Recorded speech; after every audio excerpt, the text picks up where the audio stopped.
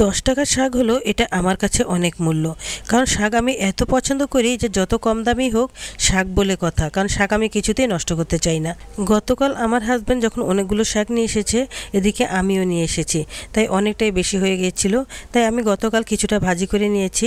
তা আজকে যেগুলো ছিল সেগুলো এখন অন্য পদ্ধতিতে রান্না করব, কারণ আজকেও যদি ভাজি করি বাচ্চারা একদমই খেতে চাইবে না।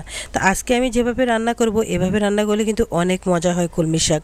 আসসালামু আলাইকুম, কেমন আছেন সবাই? আশা করি ভালো আছেন। আলহামদুলিল্লাহ আমিও ভালো আছি। এখন শাকগুলো ভালো করে ধুয়ে নিয়েছি, আর ধুয়ে এভাবে কুচু কুচু করে কেটে নিয়েছি। সত্যি বলতে শাক ফ্রিজে রাখলে একদমই থাকে না, লাল হয়ে যায়। আমি যদি আজকে শাকগুলো রেখে দিতাম তাহলে কালকে দেখতাম যে অর্ধেকগুলো ফেলে দিতে হচ্ছে। তো যাই হোক, এখানে আমি আরেকটা তরকারি বসিয়ে দিচ্ছি, সেটা হচ্ছে লাউয়ের বাকল আর আলু, এগুলো দিয়ে একটু ভাজি করছি।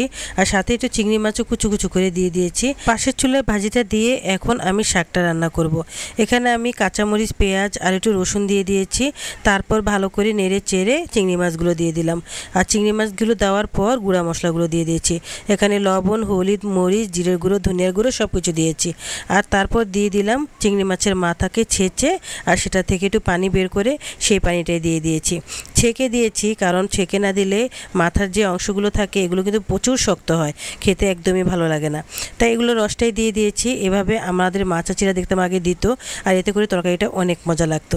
তো যাই হোক, তারপর যখন মশলাটা ভালো করে কষে এসেছে তখনই আমি শাকগুলো দিয়ে দিলাম। বাস, আর কোনো পানি দেবো না। শাক থেকে যে পানিটা বের হবে ওটা দিয়ে আজকে শাকটা রান্না করে ফেলেছি। দেখেছেন কত সুন্দর হয়েছে। এই শাকটা খেতে কিন্তু আরও বেশি মজা হয়।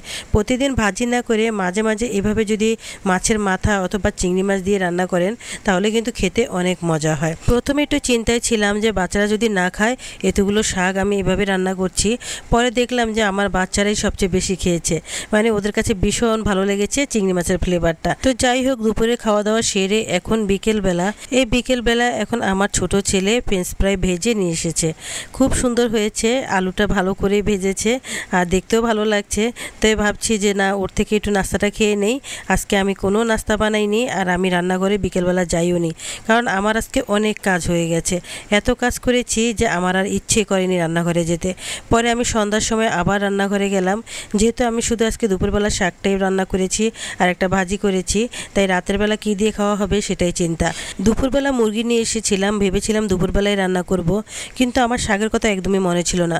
পরে যখন আমি ফ্রিজ খুলে দেখেছি আমার শাক তো আছে, তখন আমি চিন্তা করলাম না, শাকটা যদি রান্না না করি তাহলে কিন্তু এটা নষ্ট হয়ে যাবে, আর রাতের বেলা কেউই শাক খাইতে চাইবে না। তাই দুপুরবেলায় সেটা রান্না করলাম, আর এখন মুরগিটা রান্না করব। তো এখানে মুরগিটা আমি কেটে কুটে সব রেখে দিয়েছি, আর শুধু যে মুরগির যে চামড়ার অংশটা আছে আর সেই সাথে গিলা, কলিজা, পাও, পাখনা এগুলো সবগুলো নিয়ে নিয়েছি।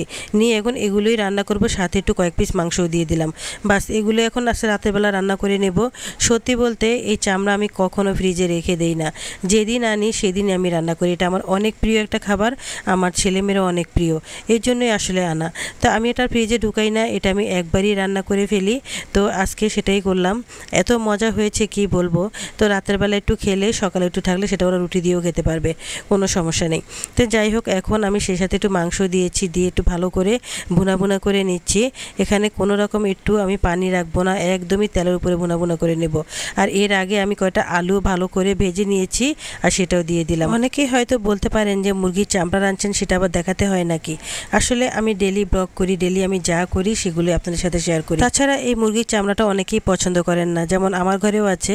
আমার বড় ছেলে একদমই পছন্দ করে না, আমার ছোট ছেলে আর আমার বড় মেয়ে আর আমি খাই বেশিরভাগ। তো আজকের ব্লগটা এ পর্যন্ত। ভালো লাগলে অবশ্যই লাইক, শেয়ার, কমেন্ট করে দিবেন। ভালো থাকবেন সবাই, আল্লাহ হাফেজ।